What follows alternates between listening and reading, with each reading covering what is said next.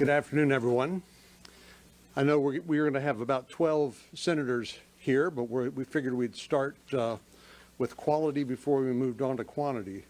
But we're here today to talk about the Biden border crisis and the things that the administration is doing, not to make it better, but to actually make it worse. As you see from the chart here, we've had a historic number of what are euphemistically called border encounters. The problem is this is a hodgepodge of everything from economic migrants to sex offenders to drug dealers to people who are convicted felons. And frankly, because of the volume of people showing up at the border, they're overwhelming the capacity of the federal government to rationally process through these individuals. So you have people who turn themselves in, who claim asylum, knowing our broken asylum system will result in their being released into the interior of the country and told to show up for a court hearing months or even years into the future. And it shouldn't surprise any of us that the huge percentage of them simply don't show up for the court hearing. And because of a failure of enforcement by ICE, they basically know that they are going to be able to stay in the United States despite the fact they violated our laws in the first place. And then you have the getaways, as the Border Patrol likes to call them, and people who are up to no good making their way into the interior. Frequently, these are drug mules and part of drug cartels, and this is actually part of the business model of the transnational criminal organizations that engage in human smuggling and drug smuggling. They know that if they put enough people on the border, that it will overwhelm the Border Patrol's capacity to simply process these migrants. And that means that instead of keeping illegal drugs out of the country, that Border Patrol are processing unaccompanied children or simply filling out paperwork. And in many Border Patrol sectors, you're seeing them understaffed by about 40%. Because they simply can't do their job because of the green light and the welcome mat that's out for migrants to continue to come to the United States.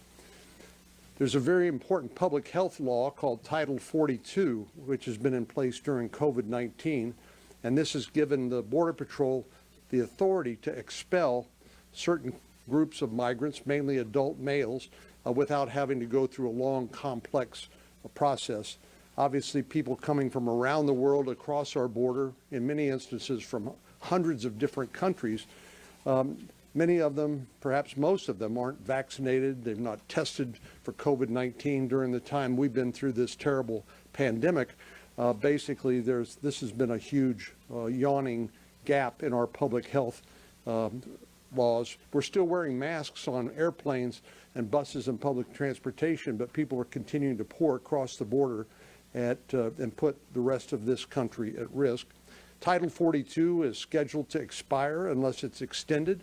The Border Patrol tell me that if it expires without a plan being put into place to allow them to handle this volume of migrants, they will simply lose control of the border.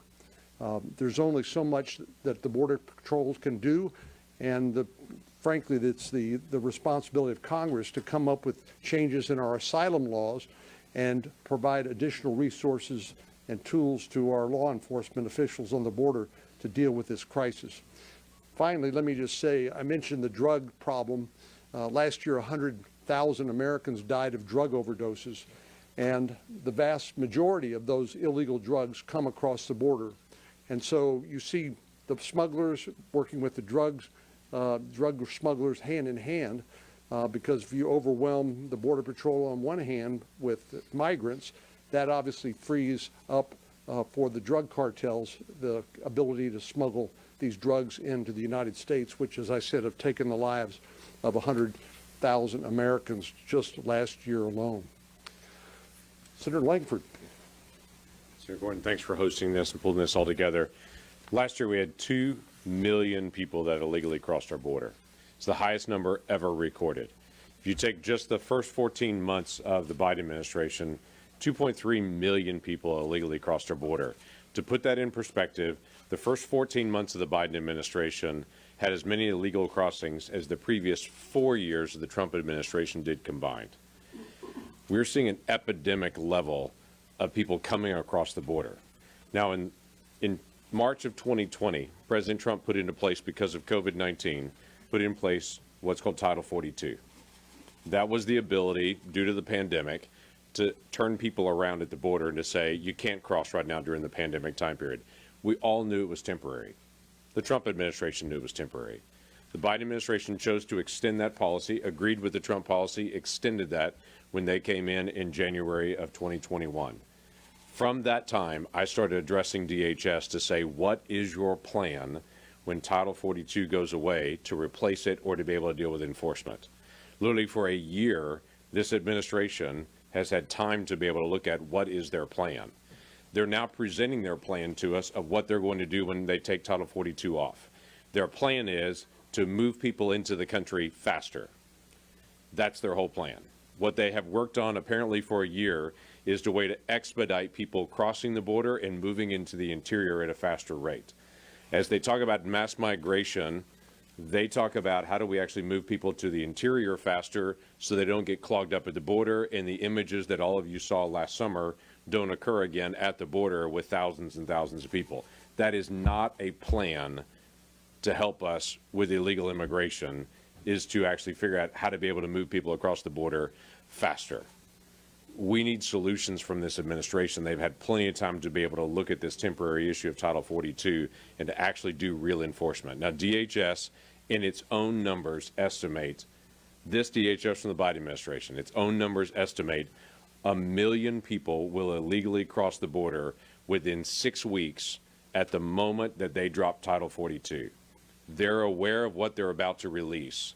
They've had a year to be able to plan for it, and they've chosen not to. And our understanding is they could drop Title 42 within hours to days at this point. Here's my biggest struggle with this, among many things of just basic enforcing of the law. Just a few weeks ago, the Biden administration said we need to continue to wear masks on planes because of COVID-19. As of April the 1st, we'll have members of the military that will be released from the military because they've not got a COVID-19 shot because of the pandemic. We have individuals across this country that are living with all kinds of mandates because of COVID, but yet they're opening up the border and saying COVID is over. If you want to come into the country illegally, you're welcome to be able to do that. Clearly, the Biden administration is using the COVID pandemic to try to accomplish its purposes in this. And when it doesn't want to do it, it just ignores it. When it does, it does. We have a big issue here, and it's going to face every single area. Every state is a border state as we deal with drugs and with what's actually coming across the border in high numbers. Just this morning, we had another group coming in the Rio Grande Valley that crossed of over 100 people just this morning. And typically when that occurs, the cartels will put over 100 people in one area, and then they will move those that were criminal aliens and drugs a couple of miles downriver, and to be able to move them as well. This is a serious problem that needs to be addressed and taken seriously by this administration, and they're currently not. Thank you. Thank you for being here and reporting, hopefully reporting on this crisis that we're having in this country. I don't see a lot of it out there being talked about, and it's concerning to all of us, everybody in here. Being on the Armed Services Committee, we learned last week that our Secretary of Homeland Security has requested the DOD possibly send troops to the border.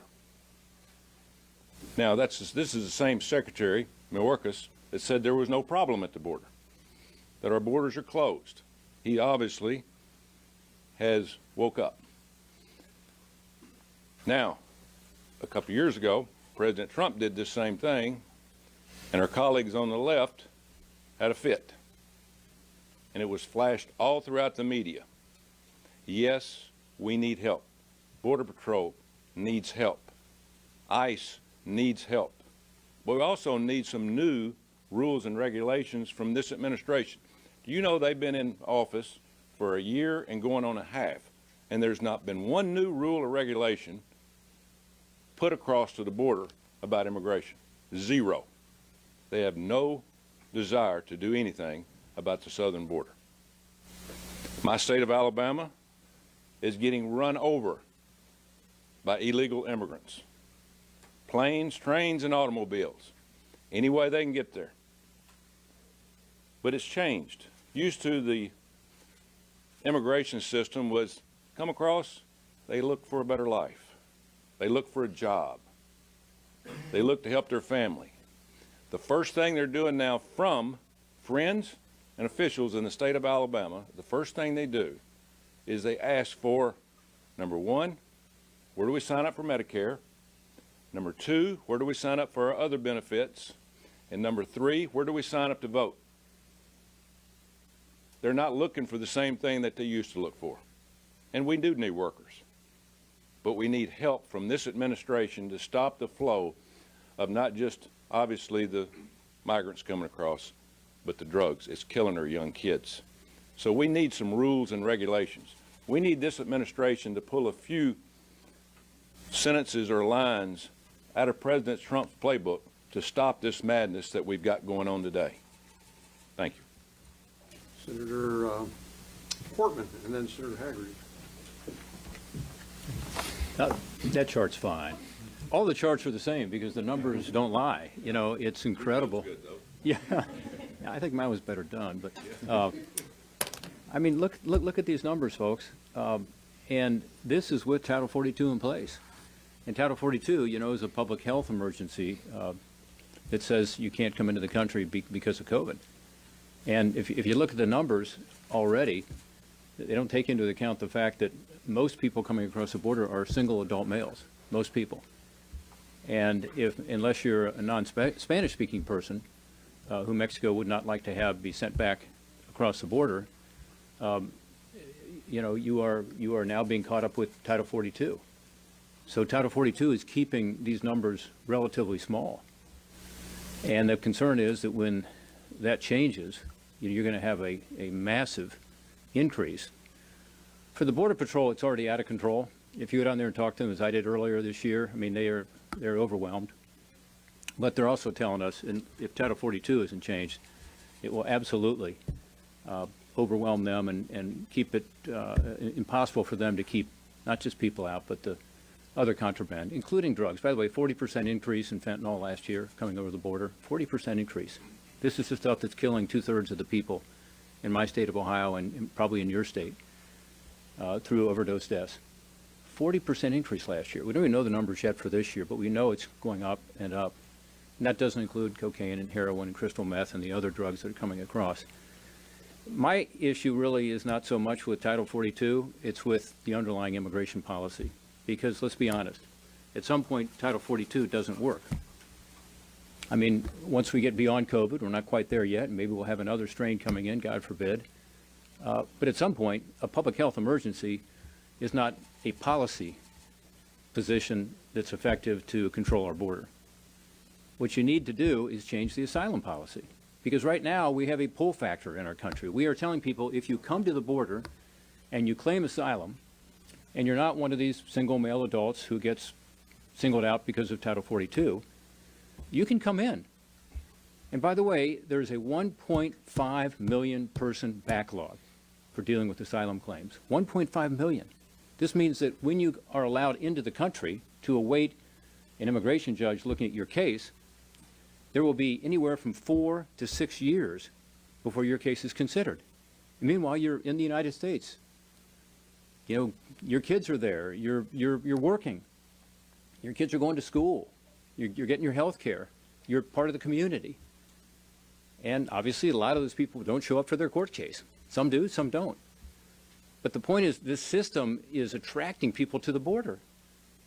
And particularly for kids, unaccompanied kids, and for families, all of whom are getting asylum, and some single adult males are as well. Again, if you don't speak Spanish, you're likely to come in. By the way, you know who's coming up to the border now to come in through the asylum process? Ukrainians and Russians.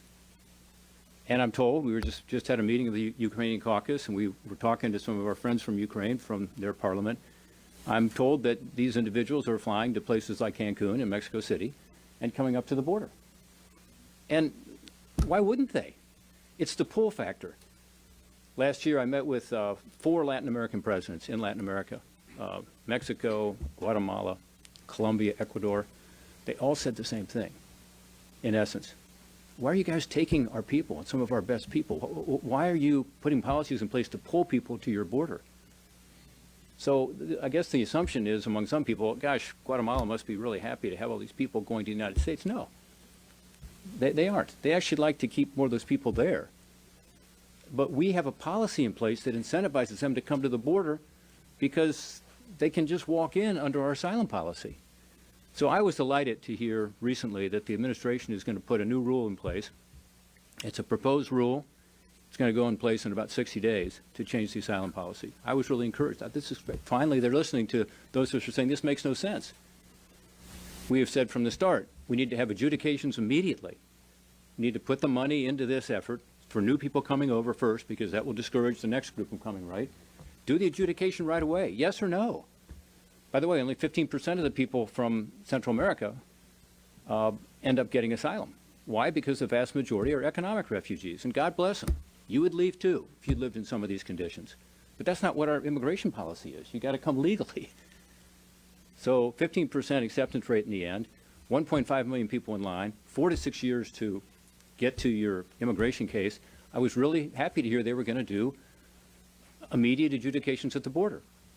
And what they said was, we're going to use asylum officers instead of immigration judges. I thought, well, that's good. That's good. We'll have more people there to be able to adjudicate these cases. If they're asylum officers, if they're well-trained, they can do it. Then we found out that they don't have the authority to say no. All they can do is say yes. If they come up with a no, then it goes to the process. So if you come up to the border and you meet an asylum officer and you provide your reasons for asylum, which is basically the same as refugee, credible fear, persecution, and it's a negative that, sorry, you're an economic refugee, you're gonna not be able to come in the United States. That's not what happens. Instead, the asylum officer is told, okay, that person now gets in line with everybody else. So is allowed in, comes into the country, 4 to 6 years, 1.5 million people, into the backlog. If the answer is yes, the asylum officer says, yes, you qualify. Come on in. Then you don't have to go through any system at all. You're in as an asylee. Well, what kind of system is that? That doesn't solve the problem. Senator Cornyn's got a bill that has immediate adjudication, centers along the border. There's a way to do this and still be a humane country that accepts people who come here legally, accepts people who do have a real fear of persecution, allows them to go through a process that makes sense. The current one doesn't help anybody. It doesn't help those countries in Latin America who tell us, stop this pull factor. It certainly doesn't help our communities who are being overwhelmed. It doesn't help in terms of the lawfulness of our immigration system, because there's so many temptations there not to follow the law. Instead, let's encourage people to apply for asylum in their home country. Let's have people come up to the border and have immediate adjudication, yes or no answer. And let's get this under control, regardless of what happens with Title 42, because it can't last forever. It's a Band-Aid. Essential now, but shouldn't be essential if we had the right immigration policy underneath it. Senator Harity. I want to first thank Senator Cornyn for bringing this press conference together. And I also want to underscore what Senator Portman just spoke about. And that is the fact that we have created a pull factor that's devastating to the countries south of our border.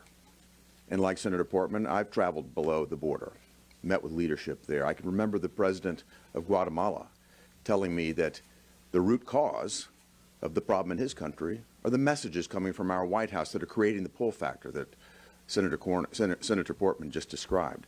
It's a huge issue that's destroying nuclear families in the countries south of our border. This is bad for everybody. But what I'd like to share with you is what's happening in my home state of Tennessee. What we're seeing month after month are more overdoses and more deaths from illegal drugs that are coming across that southern border. That's why this weekend I'm going to take a group of leaders, sheriffs and mayors from my home state that are experiencing this firsthand in Tennessee. We're going to travel to the border so that we can all encounter this and see exactly what's happening and what's failing at the border, because it's precipitating deaths around the nation. 100,000 young people have died in America just this past year alone from drug overdoses. Make no mistake, these drugs are coming across the porous border to our south. It's a failure of policy by this administration. And this war is being waged on America by the Chinese Communist Party that are sending fentanyl and its precursors into Mexico, where they're being manufactured, and then shipping those drugs across the border, killing young people in my state, in states all over the United States of America. It's got to stop. So today I'm going to introduce legislation that will give additional Title 42 authority, because the real public health epidemic is the deaths that we're experiencing from drug overdoses. So today we're going to expand that authority. That's what my legislation will do, to use drug overdose, to use the threat of drug smuggling as another means, another tool for border enforcement to turn these people back, to stop what's happening at our southern border. We do need a strong policy in place, and this is one thing I hope we can use to address it. Thank you. Senator Young, I think we skipped over you, and then Senator Tillis. So in the 1990s, I had an opportunity to serve on the southern border as a U.S. Marine. At the time, I couldn't imagine that the border security challenges that we experienced then could grow even worse, but that's what we have today. The 2020 census registered the population of Marion County, Indiana at 977,000 Hoosiers. This week, we learned that within the next few days, the U.S. Border Patrol will have had over 1 million encounters with illegal immigrants just over the last 6 months. This is indeed a crisis.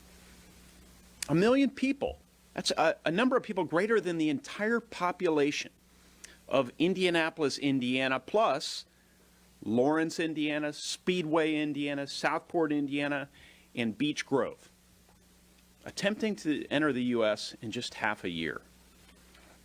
That doesn't include the tens of thousands of people, perhaps even hundreds of thousands, who have slipped past the Border Patrol undetected. What have Washington Democrats done in response to this crisis? They refuse to even acknowledge the severity of the problem. Notably, the Biden administration has presented a budget that shifts money away from border protection. It increases money to help move people through the system, not so we can stop illegal entries, but so that immigration officials can more quickly stamp the hands of those who ultimately get through. The Biden budget cuts by 25% the number of beds at ICE detention centers. More than 1 million encounters in the last 6 months. What awaits us in the next 6 months? I shudder to think about it. Senator Tillis. Thank you, Senator Cornyn. I was with Senator Cornyn down in Texas over the weekend, and we heard from a lot of people on the ground there that they're dealing with a disaster. I want to talk about the disaster that's occurring for thousands of people who never make it to the border. They're encouraged by the cartels to pay the toll, which can be thousands of dollars. They're required to wear an armband. If you get caught trying to cross the river without an armband, you're likely going to die if you can't pay a toll. We're not talking about the thousands of young women and girls that have been sexually assaulted in the journey over there. We're not talking about a truck full of immigrants headed to the border who ended up having a crash and losing 50 lives in Mexico. We're not talking about what I think is a humanitarian crisis that's brought about by the policies of this administration. Now, there are some people who will say just build a wall and you'll fix it. That won't fix it, because the fact of the matter is the vast majority of the wall is well inside of the interior. So they know, the cartels know by coaching people that come across the border, the minute you get there, say, I fear for your lives. Those of us who've been down to the border and we've spoken with some of these families, they say the same line. They've been coached to do it. And what they're being coached to do is to evade and abuse our asylum laws. If President Biden would simply reform asylum to where you had to declare or you had to request asylum in your country of origin, a safe third country, or Mexico, these numbers would go down by 85%, because that's the number of asylum claims that are adjudicated by Democrat judges, Republican judges, independent judges as not being valid. That's how we solve this problem quickly, and that's how we remove the biggest pull factor that we have today. President Biden needs to know he's making our communities less safe, and there's collateral damage all along the way, with thousands of people being affected by this before they ever get to the border.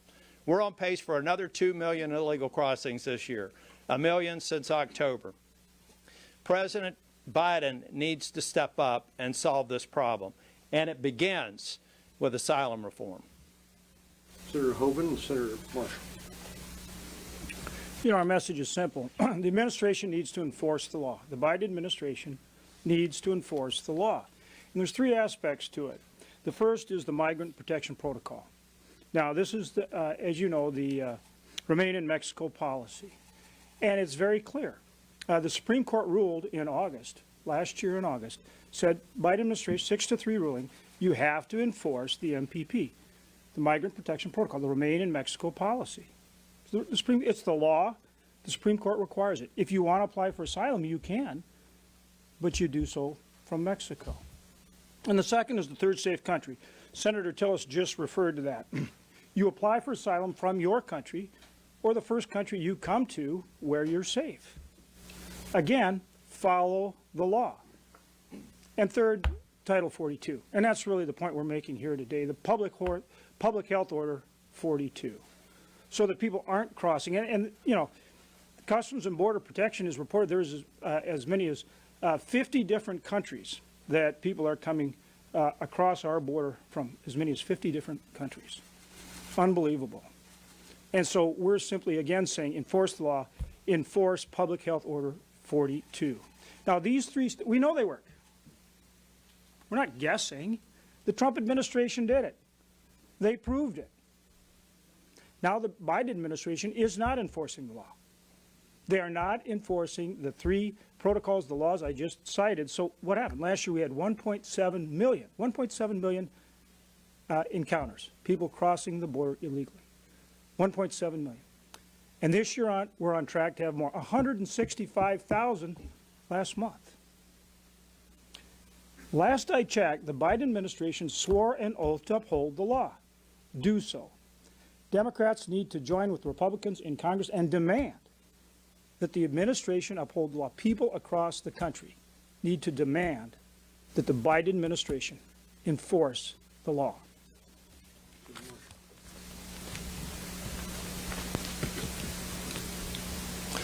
14 months ago, the White House created this crisis at the border through their policies. And 14 months later, the crisis is getting worse.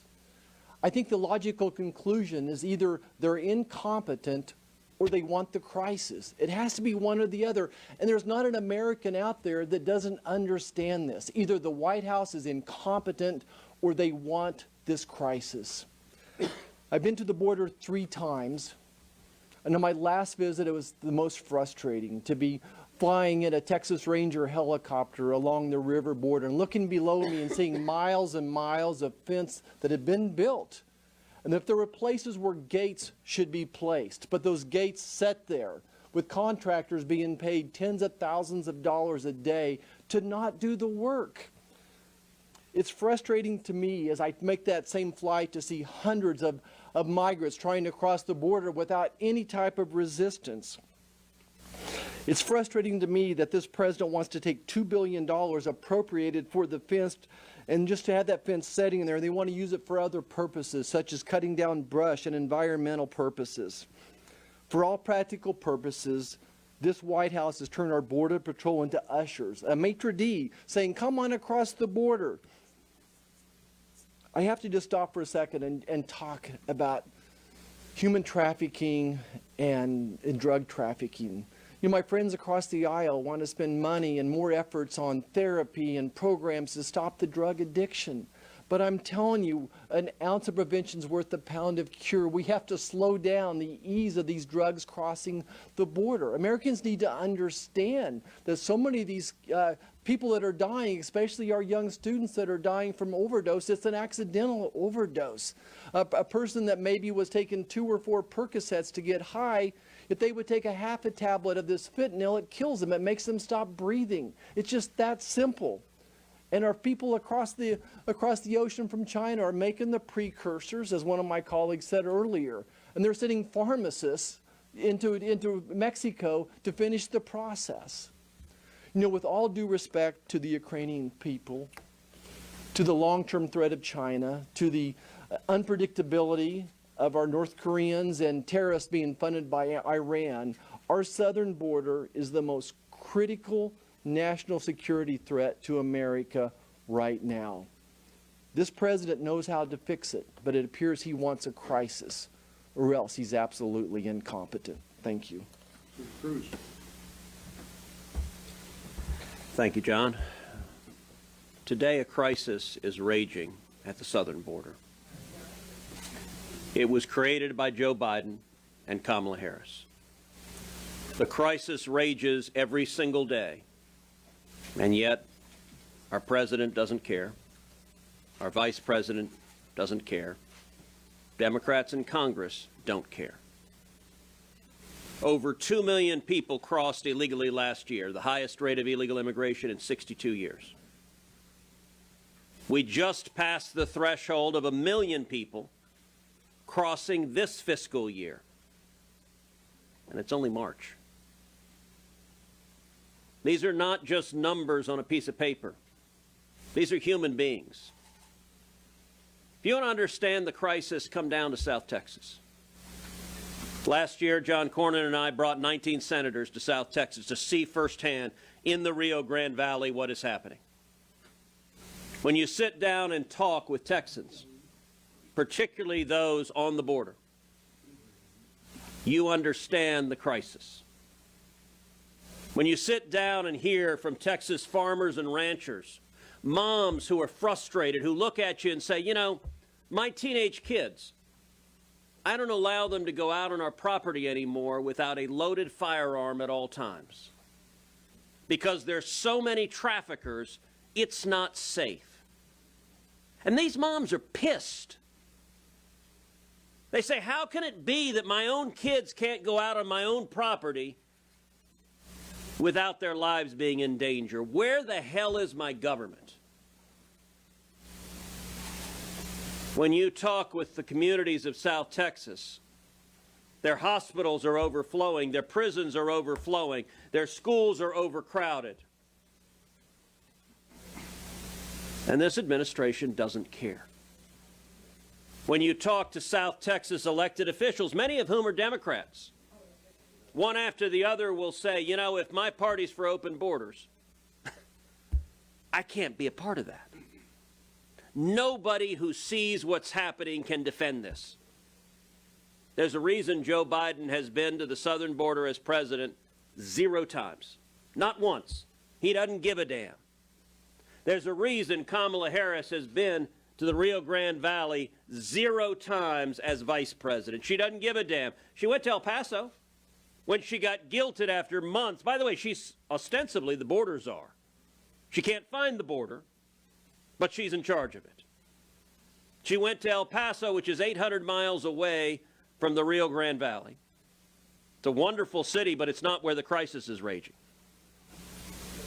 For 4 years, Democrats and the media went on and on and on about kids in cages.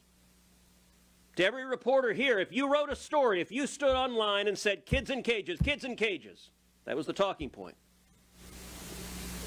I'm going to ask you to find a tiny bit of journalistic integrity and remember they're kids in cages right now. Except the cages are bigger and there are more kids. And you know what? I went to the cages when Barack Obama was president. I went to the cages when Donald Trump was president. And I've been to the cages when Joe Biden was president.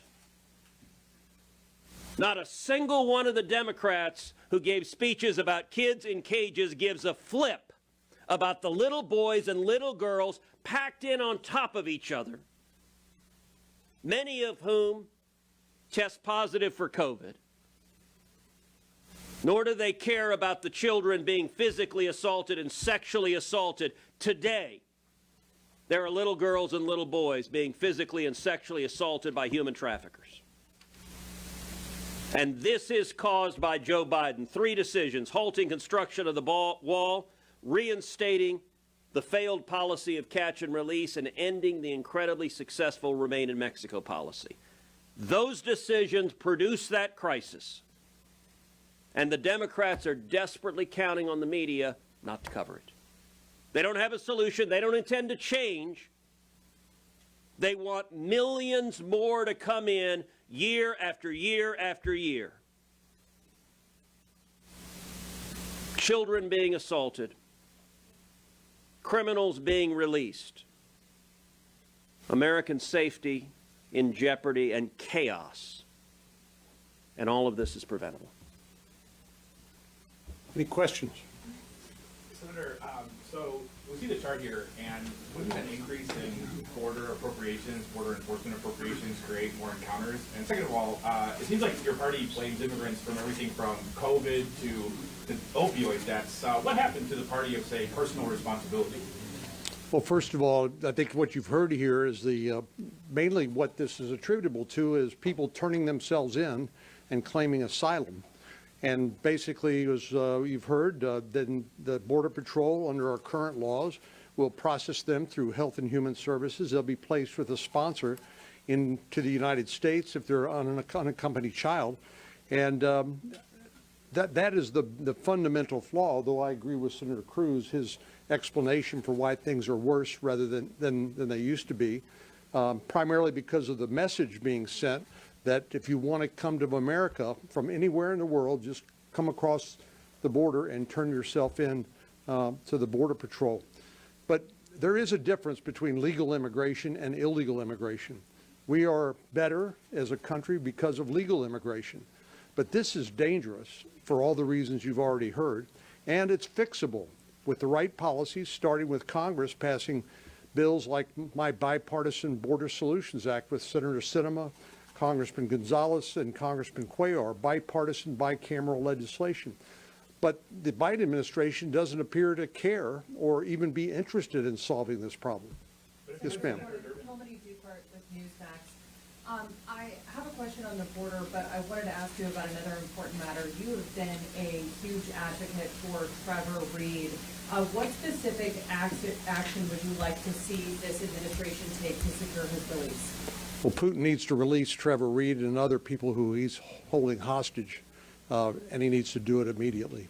We'll go back to the subject matter we're here for. Thanks, sir. I wanted to ask you, the Biden administration said yesterday that they're going to be vaccinating migrants coming across, but at the same time they're asking for more money for COVID relief. What do you all think about that?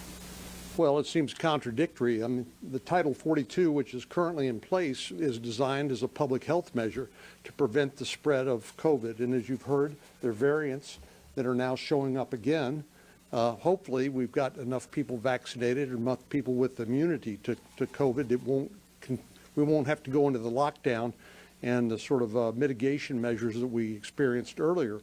But there's just no way to reconcile this idea that you're still wearing masks on airplanes, even if you're vaccinated and you've been tested against COVID, and yet we're just continuing to usher people from, actually I think the number is roughly 150 different countries show up at the border, including, as Senator Portman pointed out, we're even seeing Ukrainians and Russians show up there because it's easier to come in to the United States, given the nature of our broken system, across the southern border than it is through other means. So there's just no way to reconcile those two positions. Yes, ma'am. So it seems you're right, there is a ping pong of policy depending on who's in the White House, but it seems like it's up to Congress. So I guess my question is, if this border issue is as severe as you all say it is, why isn't immigration reform legislation that even just a couple Democrats could get on board with not the number one priority?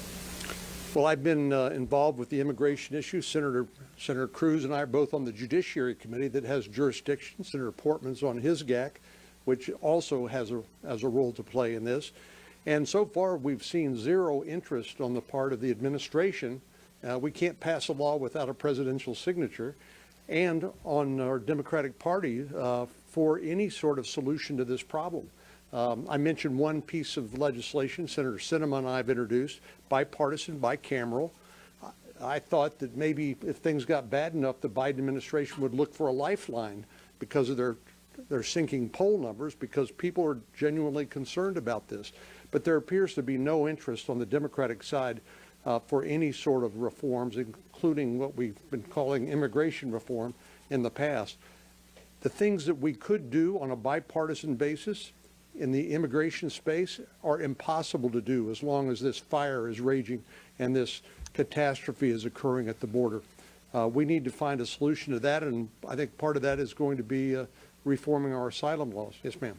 About that legislation that you introduced, what's the movement like? Has there been anybody from either party who has shown support, any extra support? I know you don't have enough, obviously, but have there been any? Well, we need to have a markup in the Judiciary Committee. The majority party has responsibility for running the committees, including Senator Durbin on the Judiciary Committee.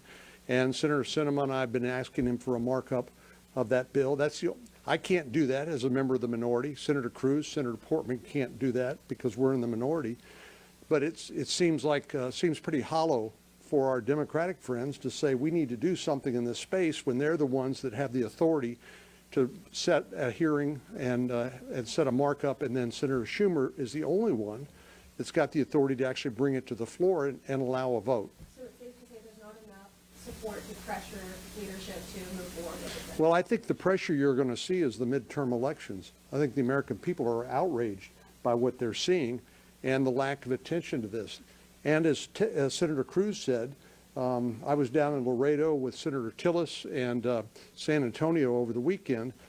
Many of our Democratic office holders, the county judges, the mayors, other officials, they are outraged at the federal government's abdication of responsibility when it comes to this federal responsibility. And they are paying the price. They're being overwhelmed. And if Title 42 expires, as the Border Patrol has told me, they expect a tsunami of humanity coming across the border, and the Border Patrol has said they will lose control entirely. Sorry, just one quick follow-up on that. You said that you spoke with Border Patrol about them. They said they could lose control. I'm just wondering when you had that conversation and if they provided any solutions from their end. Well, we started the conversation months ago during the Trump administration. We asked the acting Secretary of Homeland Security what the transition plan would be. Since that time, a number of us have signed letters asking the Biden administration, who's been in office, as Coach Tuberville has pointed out, almost a year and a half, and they're radio silent. They have not communicated with us at all. They've not responded to our inquiries, and we're starting to see some stories in the press that they are concerned, but they realize that all of this is the fruit of their unwillingness to engage to find a solution. Senator Cruz. Unfortunately, what is happening is the intended results of Democrats. It's not accidental. They intend this.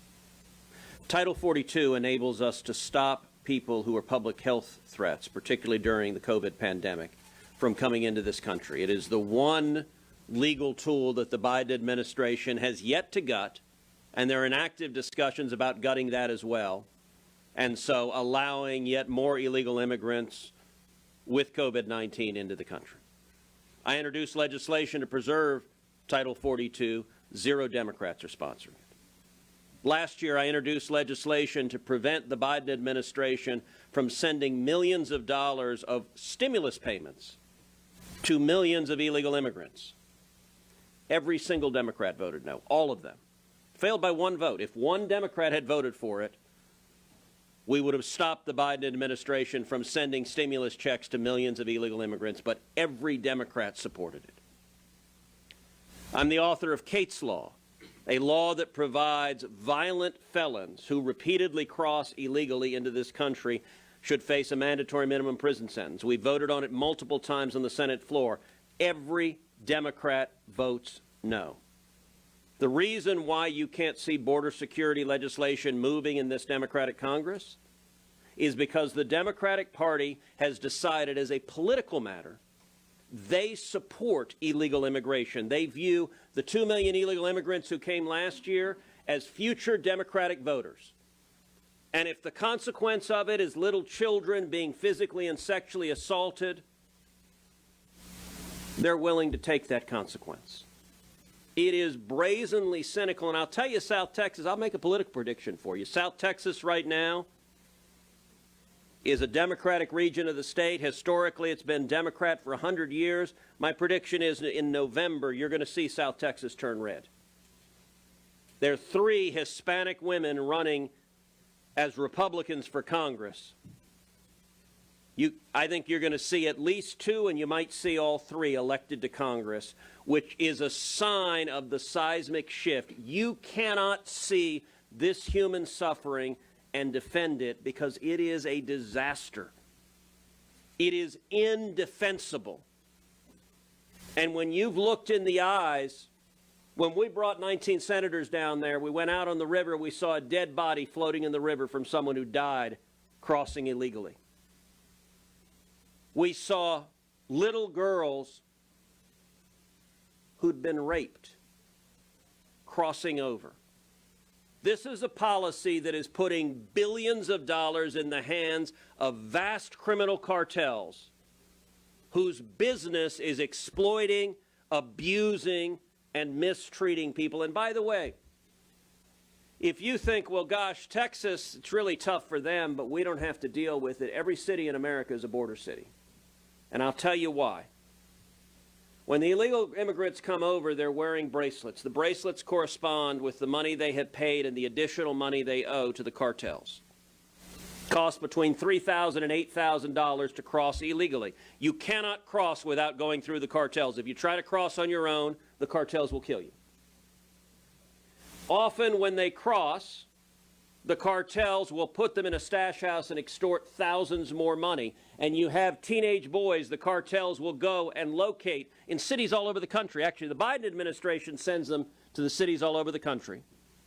And then those teenage boys owe thousands of dollars to the cartels, and they work for the cartels in your city, in Washington, D.C., in New York, in Boston, in Des Moines, in Miami, in Sacramento, in every city in the country. There are teenage boys working for the cartels to pay off their debt, and if they don't pay it, they'll kill their family. And I'll tell you, the teenage boys are lucky because many of the teenage girls get put into sex slavery where they're forced to sell their bodies to pay off the cartels. If you're a 15-year-old Honduran girl who dreamed of freedom in America and you wake up to the nightmare of being trapped in sexual slavery, or else your family will be murdered. Those are the human consequences of what's happening now. And when you look people in the eyes who've endured it, this issue becomes very personal to you. It's not abstract numbers on a chart. It's real people whose lives are being destroyed by the cynical political decisions of this administration. Let's one last question, and then we'll wrap it up. Yes, sir. Broadcasting to the Middle East in Farsi and Arabic. And I think for our audiences, they look at this and they believe that it's a domestic issue for the United States. But at the same time, they try to understand the impact of it on the next election cycle, both in Congress and in the White House. In your opinion, this issue, how much would that affect the next election cycle in America? Well, Senator Cruz has talked about its impact in South Texas and the Rio Grande Valley, which has been a traditional Democratic stronghold. But I think all Americans are concerned about the lawlessness of these open border policies. Every country understands, I guarantee Ukrainians understand, the importance of integrity of their country and sovereignty. And essentially what's happened is the Democrats have abdicated American sovereignty by their refusal to enforce the law and to protect our borders and to create a system that people for years, actually hundreds of years, have entered the country legally by. Gentleman earlier asked a question about immigration. I'm a strong believer in legal immigration. It's the secret sauce that's made America the most vibrant country in the world. And unfortunately, this illegal immigration allows drug dealers, sex offenders, repeat criminals, and other people who have no interest in your freedom or anybody else's freedom but only want to serve their own interests. So that's the reason why we need to eliminate this illegality and these open borders and get back to a system that's predictable, that people can understand, and that respects immigrants who want to come to the country for the right reasons. Thank you.